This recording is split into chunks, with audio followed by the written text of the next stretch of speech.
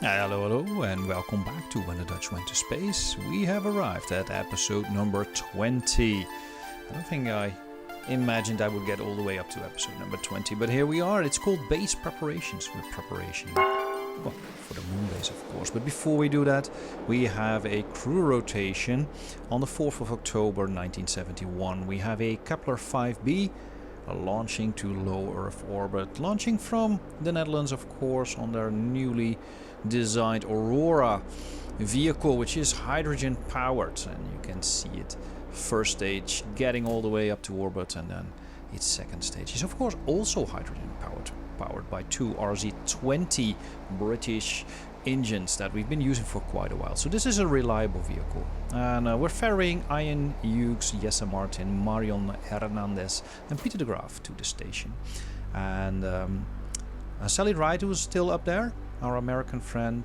Wahudi, Franco and Fabian, our Latin duo, is returning on flight 2 once we got everybody docked, of course, because that's still taking a bit of time. I think we may need some better RCS thrusters on the spacecraft. But regardless, we do get docked, and we can transfer the crew over.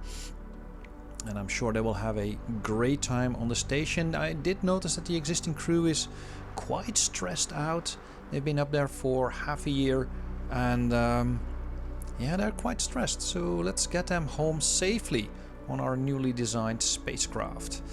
So we can ferry 4 people up to the station and back, and I think that's quite the achievement, given that it's 1971 and both the Americans and the Russians are still stuck to 3-person crafts.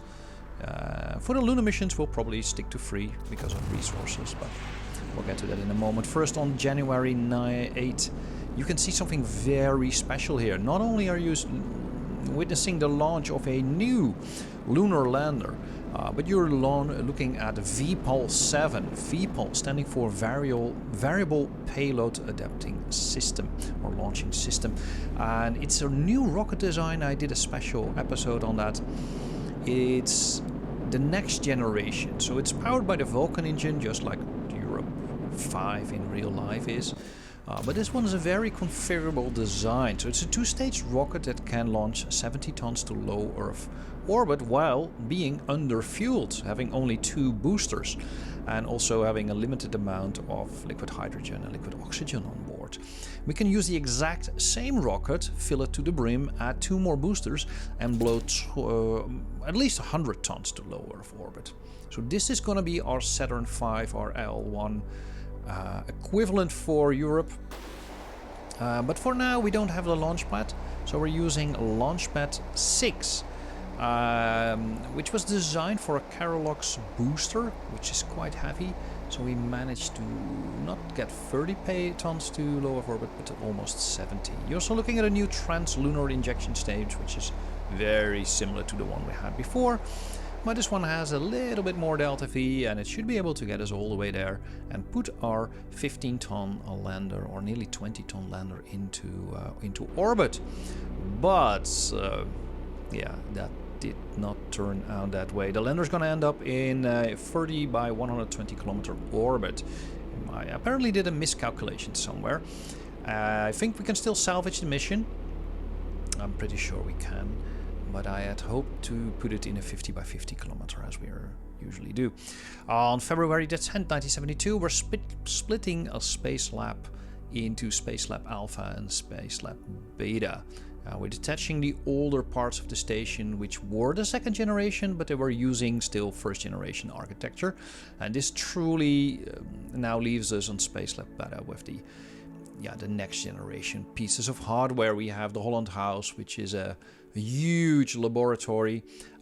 We have the Cygnus supply craft that we need to detach at some point. But before we do that, we need to rescue the solar panels, which is what Fabian Petit is doing over here. I'm not sure if it's Fabian, by the way.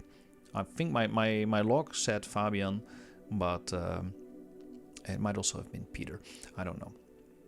But we're moving the solar panels around. This, if you think this looks strange or something that people would not do, then note that the Russians would actually do this all the time. Well, not all the time, but they would move solar arrays. I think it was on Salute 6 or 7 or on that they started detaching the like the dorsal fin that they had on the station and move it over to other parts of the station where they would get better coverage. So it's not unheard of. Like the way we're doing it is of course unheard of. You would probably retract and move them around, but hey, I wanted to know what it would look like, and they should be sort of perpendicular to the station.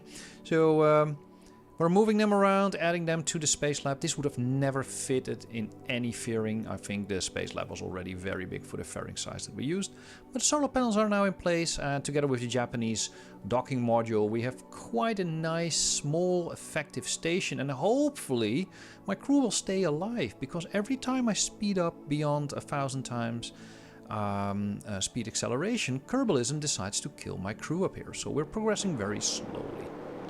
Next up, 26th of February, we are launching a new supply craft. Because, hey, the Cygnus craft is, of course,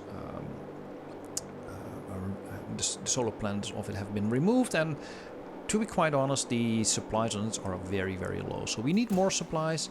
And we have this great spacecraft sitting in, or great launcher sitting in the Netherlands. And we have a crew of 700 engineers that can build low Earth orbit transfer vehicles like the Kepler. But it can also build supply vehicles. And you're looking at the second generation of Jules Verne spacecraft supply craft. It has the new standard docking adapter on the front, and it has a special docking adapter on the rear that we think may help extend the station in that area. It's based on the MOL docking connector designed for the Manned Orbital Laboratory, designed by the US somewhere in the 70s. Yeah, but we'll see. March 1, 1972. Shocking Blue C3. You've seen the failures in the previous episode, and Shocking 1 Blue never left the launch pad. Well, very briefly, like a couple of meters. And Shocking Blue 2 made it all the way to Venus, but then failed to land its probe due to the orbit it got into, and it didn't have this fine-grained mechanism of releasing the probe. So we fixed that on Shocking Blue C3, and rather than having an active orientation steering, we've added a passive one in the shape of a little drag fin that's hopefully going to pull the capsule in the right direction, or it's still going to burn up. We'll see in about 100 days. March 12th, you're looking at Kepler C4. So we're getting the hang of these Kepler missions. But this is a special one. We're launching this one on a Europa 3, so we know this vehicle is not gonna fail us. This is a very reliable vehicle. We've been flying this for almost a decade now, and Maaike van den Berg is mission commander. She is going back to the moon. She was the first woman on the moon. Bertrand Dubois was the, I think, second person to land on the moon. So we have a super experienced crew. But we also have Fabien Petit, our engineer, that did so well on our previous space mission. I'm not sure how he got back to us, and we have put something in the wrong order. But regardless, they are well on their way. So it's a Kepler spacecraft, and we've tried this before. We tried to get this the Kepler spacecraft all the way over to the moon, put it into an orbit, and it didn't work out quite successful the last time. But this time you will see it will work. We have trans-lunar injection. And the upper stage of the Europa 3 has to work really, really hard this time. So normally we can also capture with it around the moon, but yeah, that's not gonna happen this time. So we need to use the engine on the service module, which is an Asterix, which is the kick stage for Europa. Great engine, however unreliable. So it failed during our rendezvous maneuver, and I sort of had this vision that this would happen, so I added quite a few thrusters on the back of the spacecraft. So using those thrusters, we were able to complete the maneuver in complete panic. I'll have to add to that. But we made it, we aligned with the craft, and we're figuring out a solution. But before that, we're just gonna dock to the lander. And the mission command style says, well, let's give it a go. We need to figure out if the lander works. We'll work out a solution for your failed engine on your service module. And as we connect, we're getting ready to transfer some of the crew over. We're basically now following the exact profile of Apollo. So the previous ones were very similar to the Soviet style, using the small lander and a single person crew, but now this is basically a copy-paste of Apollo architecture. We are not using the descent stage or the transfer stage because it was empty, so we really have to rely on what is in the lander, and it's designed with 4,000 meters per second, so it should be able to go all the way down there, grab the moon rocks and the science that we need, and then come back up. This is a test for the base, so we're trying to figure out what is the best spot for us to build a base on the lunar surface. And we also need a heavier lander to get more supplies down there, which is exactly what we're trying out now. And since this is all experimental, we need our best crew on it, and you can see Micah finding the best page. And she also managed to land with at least 200 meters per second left in the descent stage, which is good because we're going to need that. Remember, we lost an engine on our return stage. So, Fabian is also there, and he has the mission, being the resident engineer, to build the rover. You've seen this rover on, I think it was Luna 3 or Luna 2. I think it's Luna 2 when we had the mission where we built a rover. And that mission was like really going by the straps, having only a couple of meters per second left in all the stations. So clearly everything had to go perfect for that one, and this mission should have more than enough spare on there. They also bring an additional seat because there is now 2 people in the lander, so they can actually work together. And Mike is there to help grab a hand and sit down on the seat and make sure the brakes are on of this craft. We brought a bumper that we failed to attach, but managed to explode quite significantly. And here we go, we're all complete.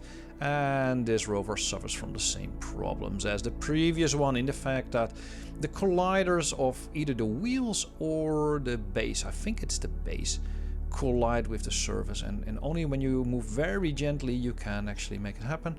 I moved the wheels a little bit around, tried to get them lower on the craft, but alas, it's not working for us. We're tipping the rover back over in its upright position.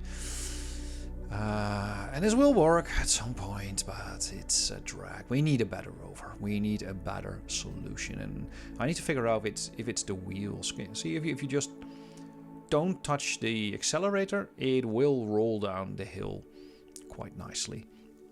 But this is not what we expected. So we did drive around a little bit, collected some samples and science, and figured out how to do this, but it's time to go back home. And we're getting back in the lander craft, having spent about a day on the surface. And we also don't want to spend much more time there because of the orbital alignment. And we need our spacecraft to be more or less in the same plane as the craft we're rendezvousing through, because we want to preserve as much of the delta V that we have. This craft has about 8 days of supply, so you could probably stay longer on the surface. It's designed for a week on the surface. And you can see me getting up to speed and getting it up to orbit. And yeah, great orbital insertion, I can't say anyway. The rendezvousing part is getting easier. And you can see Mike here lining up with the Kepler craft, going to say hi to Bertrand in a couple of minutes.